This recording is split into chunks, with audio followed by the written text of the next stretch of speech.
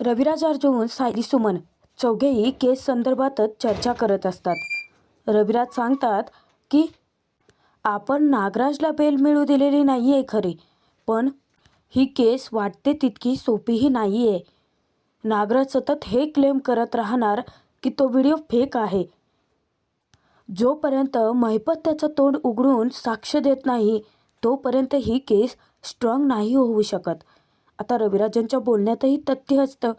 सुमन काकू म्हणते, अहो पण मी साक्ष देईन ना, त्याचा काहीच उपयोग होणार नाही आहे का? रविराज म्हणतात की होईल अगं सुमन, पण आपल्याला महिपतचं स्टेटमेंट मिळणं जास्त महत्त्वाचं आहे. तेव्हा अर्जुनला महिपतचं असं गप्प बसणं खटकतं. महिपत कोर्टात एक शब्दही बोलत नाही आहे. त्याच्यामागे नक्कीच काहीतरी कारण आहे आणि ते लवकरच मी शोधून काढेनच. अर्जुनला हळूहळू त्या महिपतच्या चुपीची खुणखुणी लागून राहते.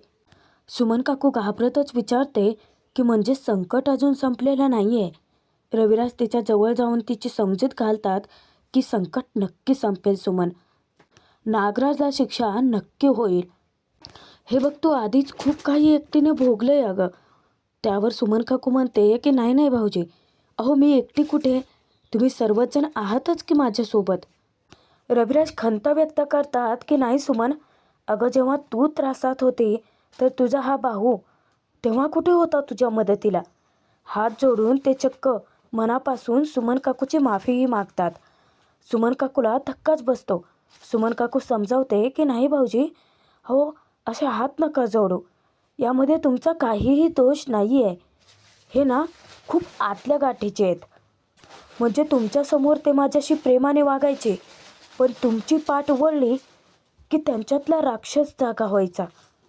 रविराज म्हणतात की हो, ते मलाही जाणवत होतं सुमन. नागराज कोणताही धंदापाणी करत नव्हता. तो असंच मोकाट फिरत होता. वेगवेगळ्या चुकीच्या लोकांच्या संपर्कात राहत होता.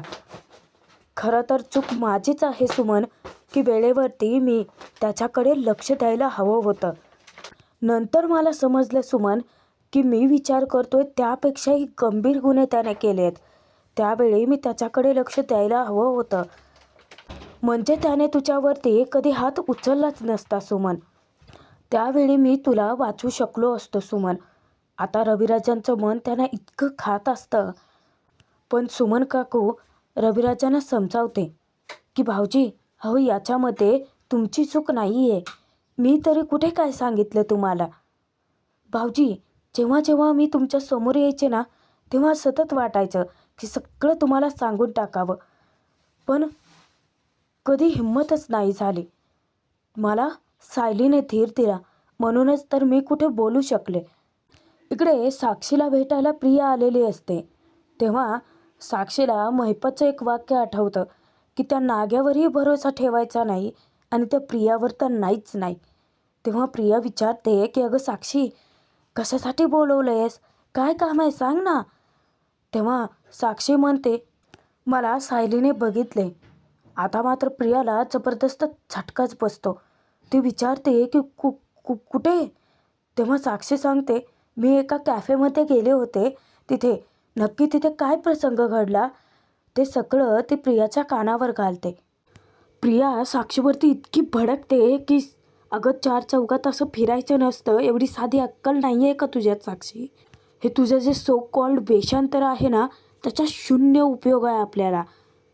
अगं तू स्वतःचं नाव बदललं पण चेहरा बदलू शकणार आहेस का साक्षी, आणि त्यात तुला इथे पनवेलमध्येच राहायचं आहे.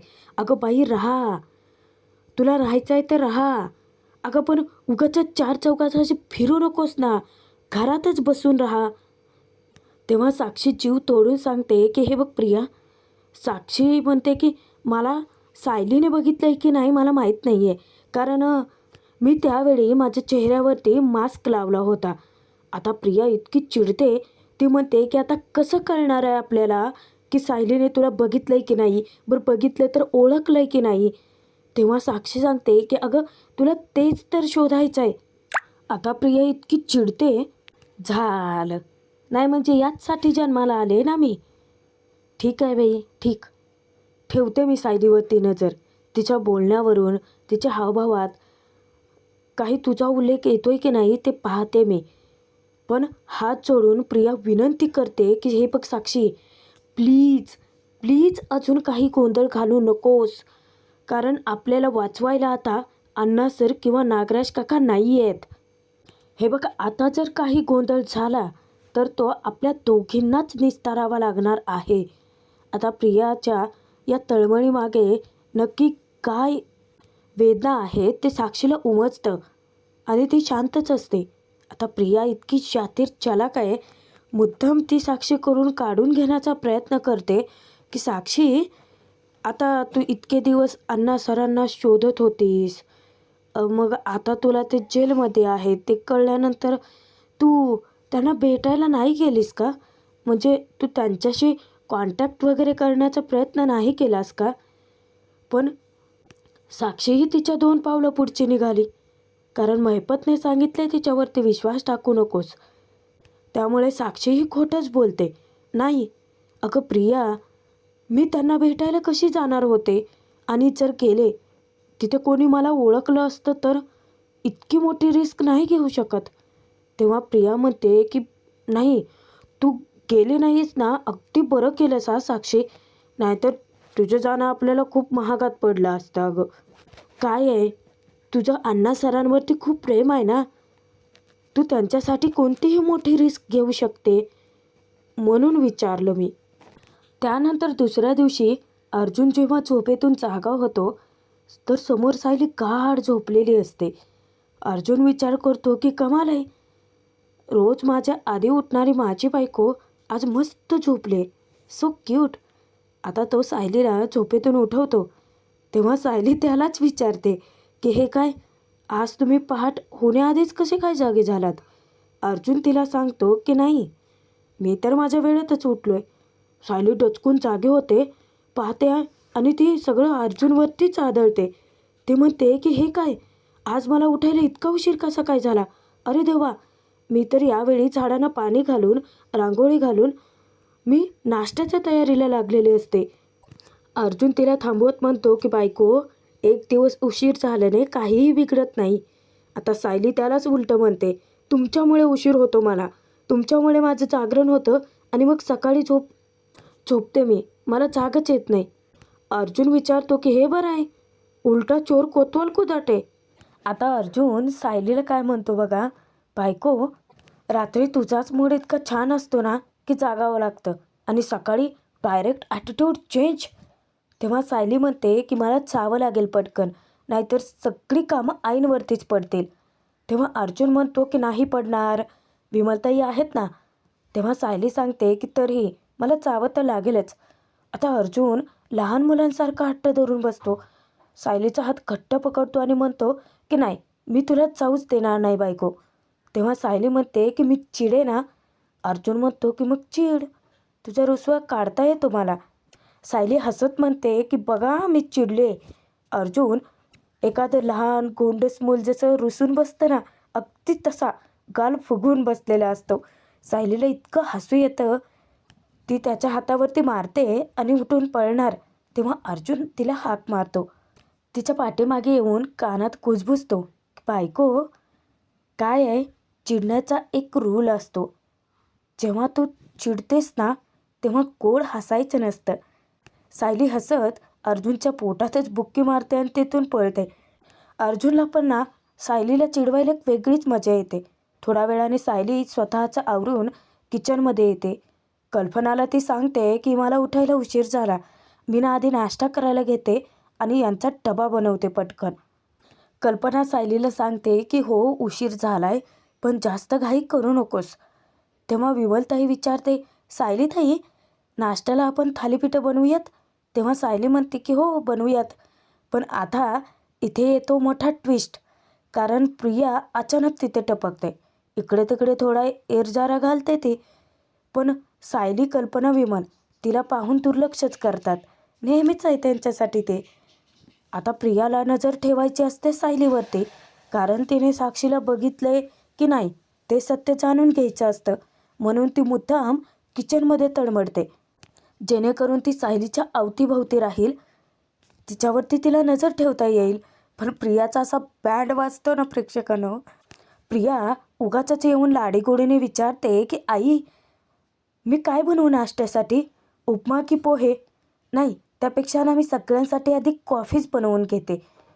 आता मात्र त्या तिघींनाही टेन्शन येतो. सायली तर डोक्यालाच हात लावून बसते. प्रियाच्या हातचा नाश्ता.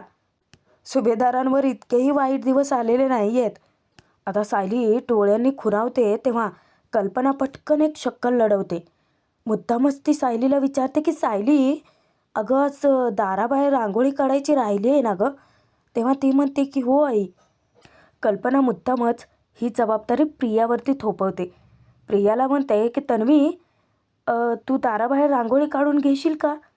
प्रिया नंदीबाईलासारखी मान डोलावते, पण चेहऱ्यावरती पारच वाजलेले असतात. इतक्यात विमलला दुसरं काम सुचतं. विमल म्हणते की वहिनी, अगं बाई, त्या कारंच्या जवळ झाडू मारायचा विसरूनच गेले मी. आता ते काम. कल्पना म्हणते की अगं तन्वी आहे की, करेलच की. तन्वी, तू हे काम करशील का? तू एक काम कर, तो पालापाचोळा हे गोळा कर आणि तू ना दारामध्ये आधी सडा घाल आणि मग रांगोळी काढ. नाश्त्याचं बघायला सायली आहेच की, काय गं सायली? तेव्हा सायली म्हणते की हो आई, करते.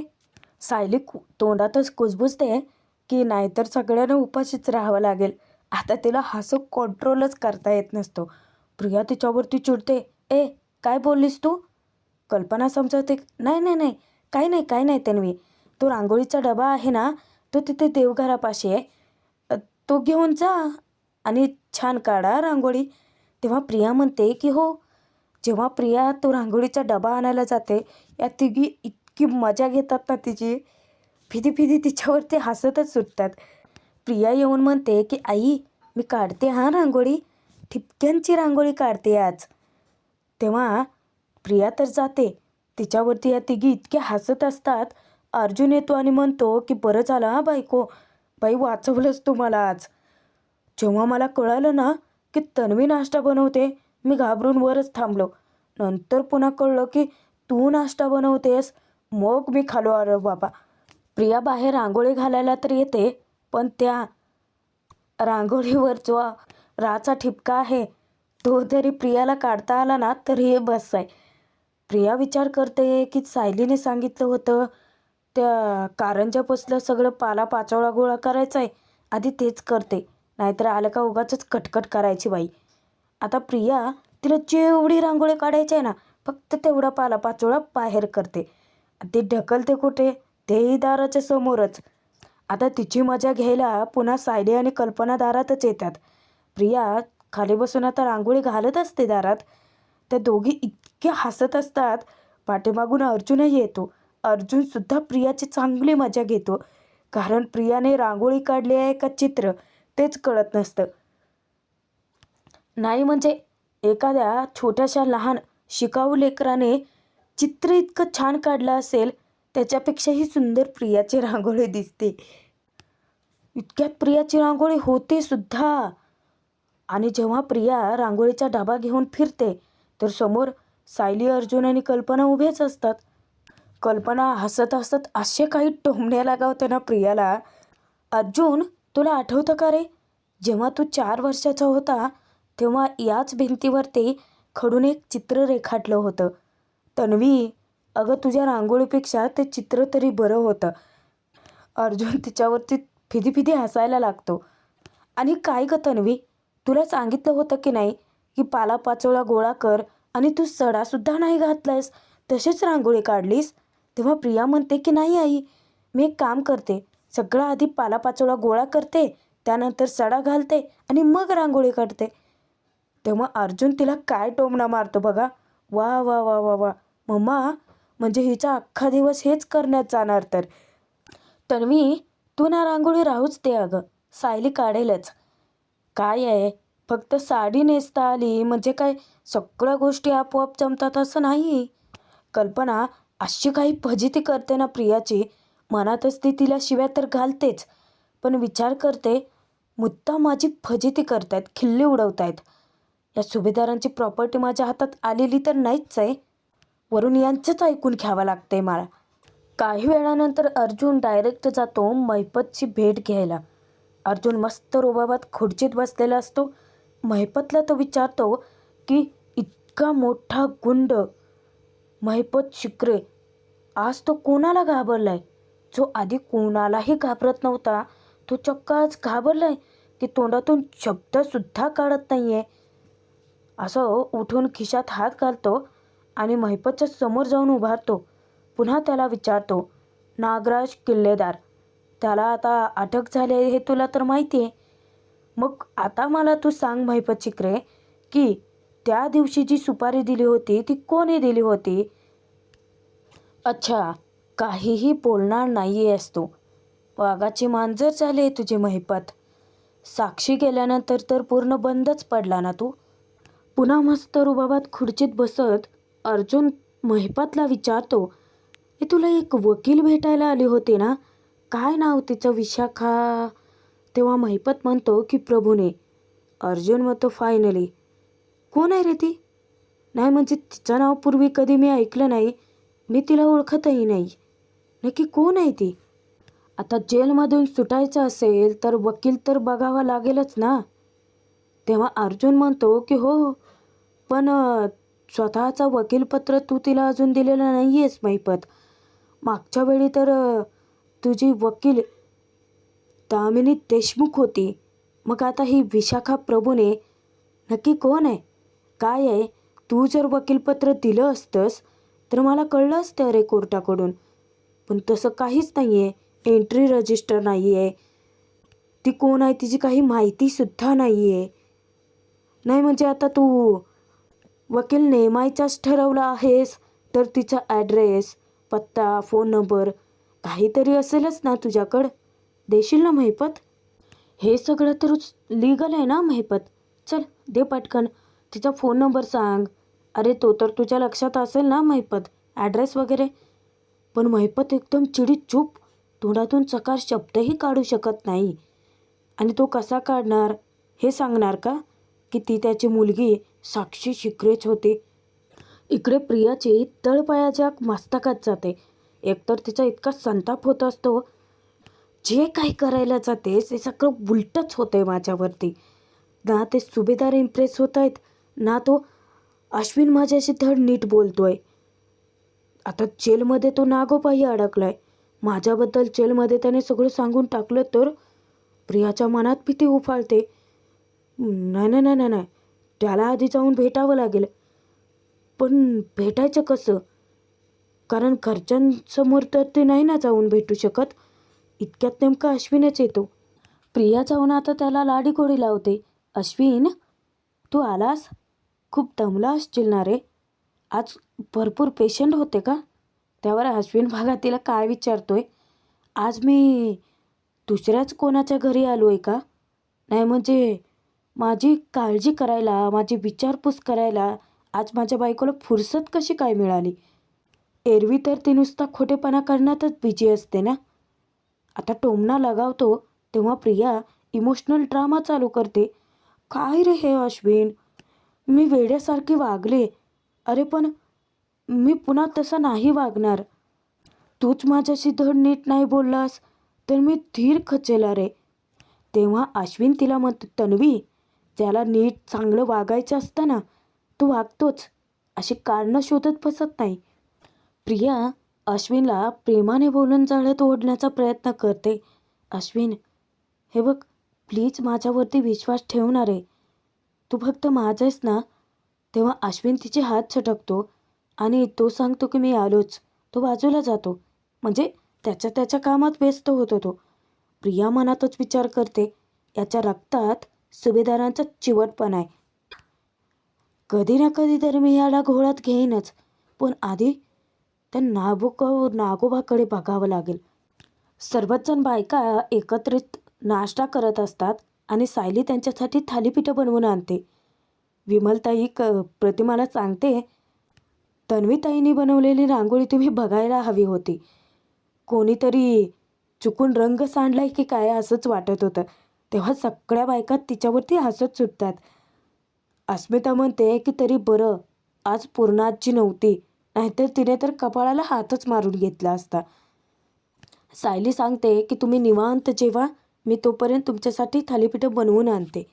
आता बायकांच्या मस्त गप्पा रंगलेल्या असतात, हसत खिदत मस्त गप्पा मारत त्यांचा नाश्ता चालूच असतो. आता त्यांच्यासोबत सायलीही मिक्स होते.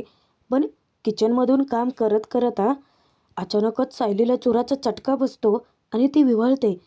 आता लेक विव्हळते, कळवळा तर आईलाच वाटणार ना. प्रतिमा घाबरते.